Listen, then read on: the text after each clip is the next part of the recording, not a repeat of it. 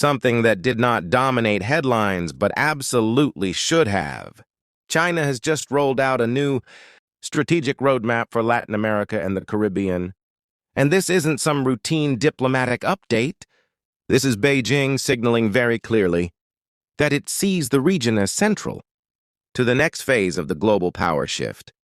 It goes without saying that China's vision clashes directly with the United States' imperialist Monroe Doctrine, just as the Trump administration's aggressive posturing around Venezuela is escalating. This is China's third official policy paper on Latin America, and the Caribbean, by the way, and the first major update since 2016. A lot has changed since then. The world is more fragmented. The United States-China rivalry is more explicit, and the idea of a single U.S. LED global order is no longer taken for granted. And the context matters, because this document isn't just about trade deals or infrastructure projects. It is about how China sees the world, and where it believes Latin America fits into it.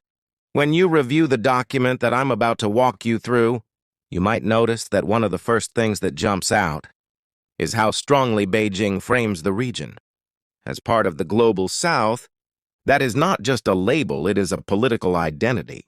China is positioning Latin America and the Caribbean as a critical force in shaping a multipolar world, one where power is more dispersed. There are multiple centers of powers, and no single country sets the rules, in my opinion.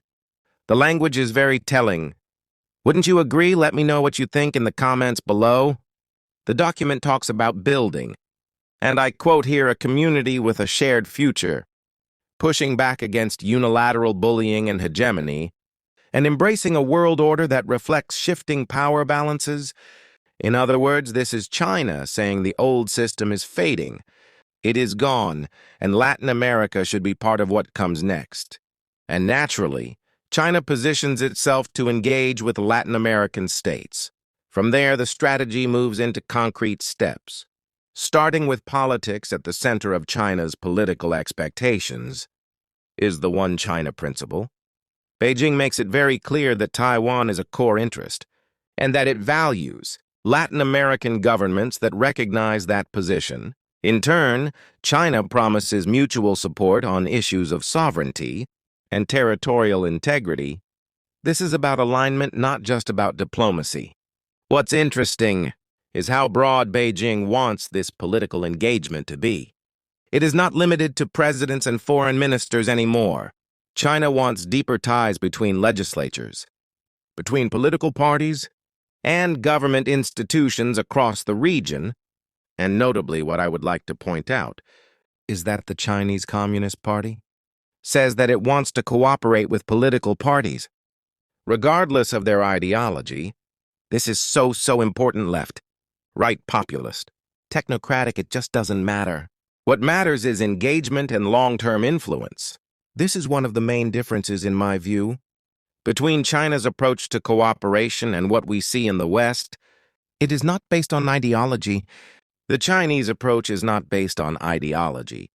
As you can tell, it is based on mutual benefit and respect. Western political elites have always aligned themselves against a common adversary, an ideological adversary, be it to the Soviet Union, Iran, Russia, China, North Korea, and so many other states. The West has always a monster to fight, and it rarely prioritizes cooperation in spite of differences. Then we get to economics, and this is where things start to move beyond the usual. China builds roads and ports narrative. Infrastructure is still central, especially under the Belt and Road Initiative, of course, but the financial side of the strategy is where the real shift is happening, in my opinion. Beijing is openly pushing for reduced dependence on the U.S. dollar. In regional trade and finance, here I would say that this goal is not really anti-America. This stance is pro-economic sovereignty first and foremost. So for those of us who are in the United States, when we hear this, it doesn't mean that China is attacking the U.S. dollar. Not at all. After the U.S. weaponized its own currency, its own biggest asset, China, Russia, Iran, and a dozen of other sanctioned countries across the world have no choice but to double down on protecting themselves from Brussels and Washington's politics.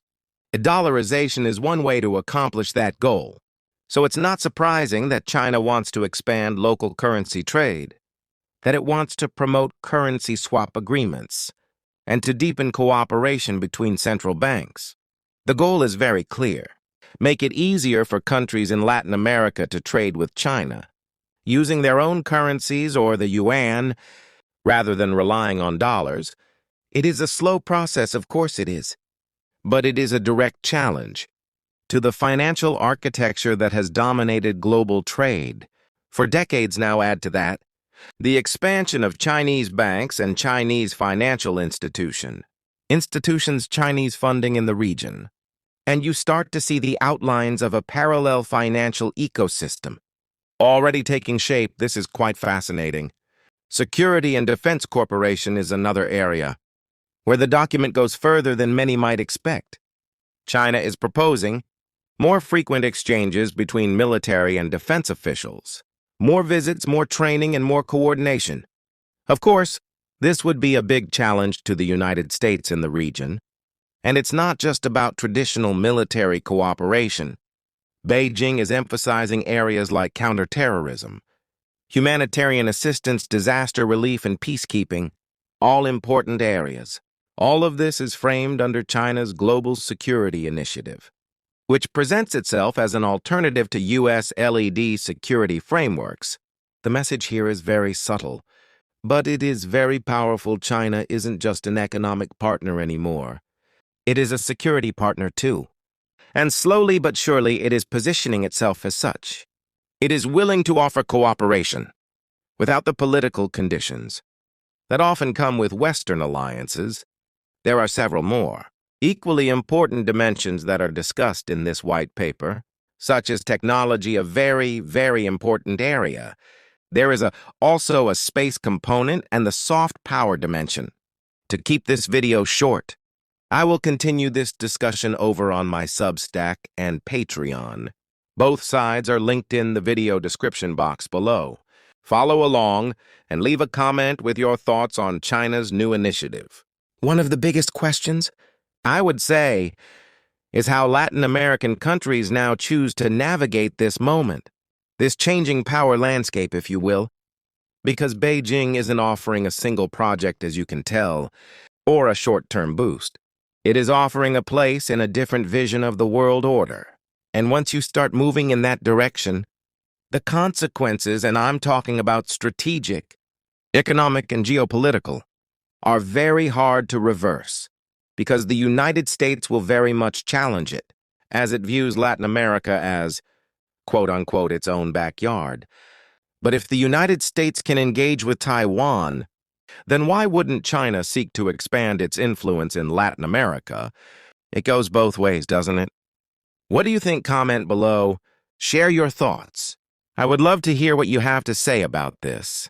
Stay tuned. I will keep you updated here on YouTube, Substack, and Patreon. Thank you so much for watching. Thank you for joining. I appreciate your time. Support my work if you haven't already.